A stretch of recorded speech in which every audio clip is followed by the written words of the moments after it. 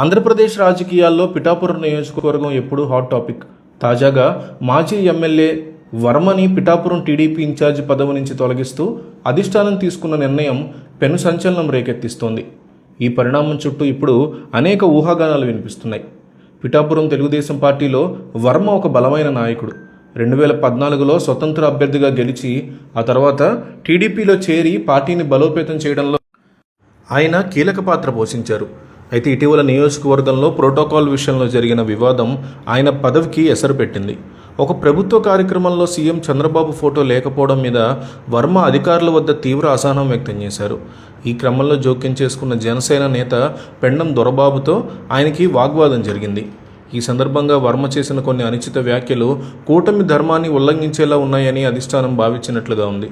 ముఖ్యంగా జనసేన అధినేత పవన్ కళ్యాణ్ ప్రాతినిధ్యం వహిస్తున్న నియోజకవర్గంలో ఇలాంటి గొడవలు కూటమి ఐక్యతకి భంగం కలిగిస్తాయని భావించి చంద్రబాబు ఈ కఠిన నిర్ణయం తీసుకున్నట్టు తెలుస్తోంది. రాజకీయ వర్గాల్లో వినిపిస్తున్న ప్రధాన విమర్శ ఏంటంటే పవన్ కళ్యాణ్ కళ్ళలో ఆనందం చూడడానికి చంద్రబాబు వర్మని పక్కన పెట్టారని, పిఠాపురంలో పవన్ కళ్యాణ్ విజయం కోసం వర్మ తన సొంత రాజకీయ భవిష్యత్తుని పణంగా పెట్టి పనిచేశారని, కానీ క్షేత్రస్థాయిలో జనసేన టీడీపీ కార్యకర్తల మధ్య సమన్వయం లోపం స్పష్టంగా కనిపిస్తోందని, వర్మ లాంటి మాస్ లీడర్ ఉన్నంతకాలం అక్కడ జనసేన ఆధిపత్యం కొనసాగడం కష్టమని భావించిన కొందరు జనసేన నేతలు ఈ గొడవని సాకుగా చూపించి వర్మ మీద ఫిర్యాదు చేసినట్టు సమాచారం. కూటమిలో ఇబ్బందులు రాకూడదనే ఉద్దేశంతో చంద్రబాబు తన సొంత పార్టీ నేత అని కూడా చూడకుండా వర్మని ఇన్ఛార్జ్ బాధ్యత నుంచి తప్పించి ఒక ప్రత్యేక కమిటీని నియమించారు.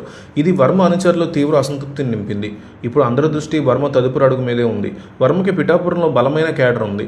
గతంలో ఆయన స్వతంత్ర అభ్యర్థిగా గెలిచిన చరిత్ర కూడా ఉంది.